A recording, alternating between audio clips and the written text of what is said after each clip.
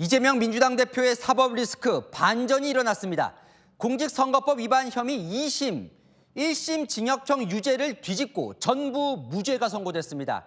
지난 대선 때 이 대표의 발언은 허위사실 공표가 아니라는 겁니다. 송정현 기자입니다. 이재명 더불어민주당 대표가 소속 의원들의 응원을 받으며 법원 건물로 들어섭니다.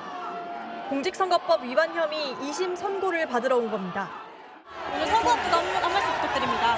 끝나고 가시죠. 오늘 2심 재판을 맡은 서울고등법원 재판부는 1심 유죄 판결을 전부 뒤집고 이 대표에게 무죄를 선고했습니다. 1심이 거짓말로 판단했던 고 김문기 전 성남도시개발공사 처장과 골프를 친 것처럼 사진이 조작됐다는 발언과 백현동 용도 변경은 국토부 협박 때문이라는 발언 모두 허위 사실이 아니라고 결론 내렸습니다. 징역 1년에 집행유예 2년으로 의원직을 잃고 10년간 공직선거 출마가 제한되는 1심 판결이 뒤집히면서 이 대표는 큰 정치적 부담을 덜었습니다. 이 대표는 법정에서 재판부가 무죄를 선고한다고 주문을 낭독하자 허리 숙여 인사를 하기도 했습니다.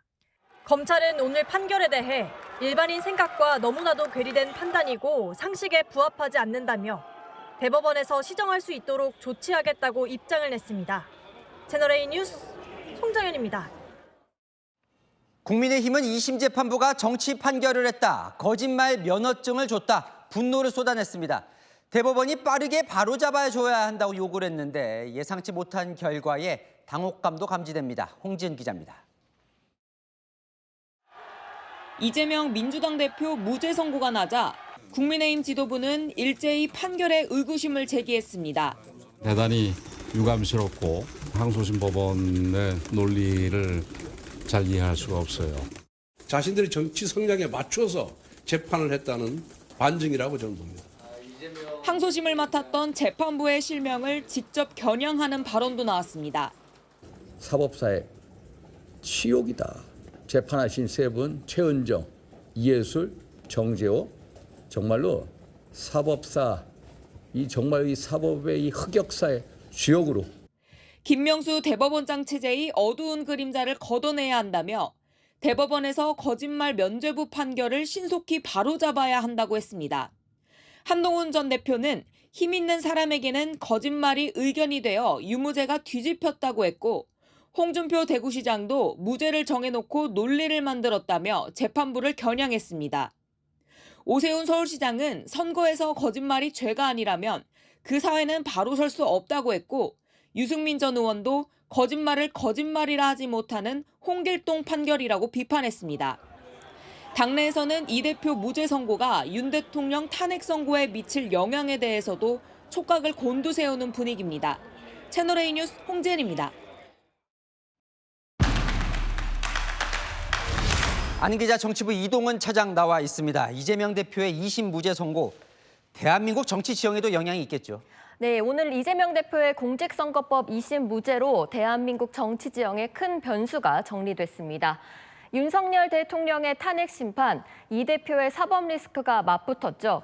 민주당은 2심 무죄로 이 대표로 가는 게 사실상 확정됐습니다. 그동안 이 대표와 각을 세웠던 비명계도 오늘 일제히 이 대표 무죄에 환영하는 목소리를 냈죠. 조기 대선이 펼쳐질 경우 민주당 후보는 이 대표로 확정되는 분위기입니다. 한 비명계 인사도 이제 이 대표가 대통령에 등극하는 일만 남았다고 하더라고요. 그런 말도 해요. 자, 그러면 야권은 이제 이재명 대표로 정리되는 분위기라면 여권은 어떻게 되는 거예요, 지형이? 네, 그동안 한국 정치는 이재명 대 윤석열, 윤석열 대 이재명 구도였죠. 이재명이 다시 상수가 된 상황에서 윤 대통령이 복귀하냐 아니면 파면되느냐 이제 헌법재판소 결정에 달려 있습니다. 한 친윤계 의원 이 대표 2심 무죄 판결 직후 이제 윤 대통령이 돌아오는 수밖에 없다고 토로했습니다.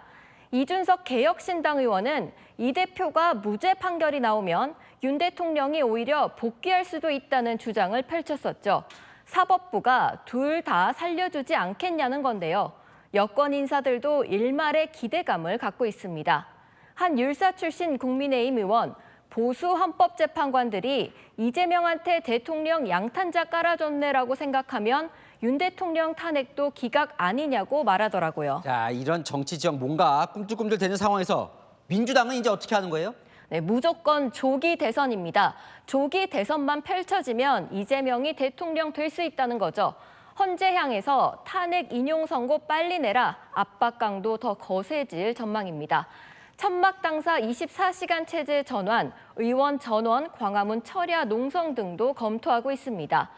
또 하나는 이제 이재명이 차기 대통령이다. 안정감 보여줄 예정입니다.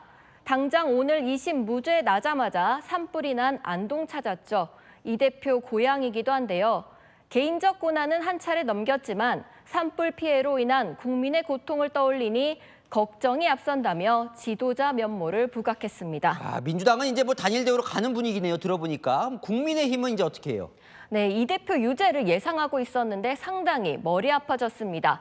국민의힘 입장에선 이 대표가 2심에서도 당선 무효형이 나오면 대통령 탄핵되더라도 이재명도 끝난다로 몰아가려고 했는데 틀어진 거죠.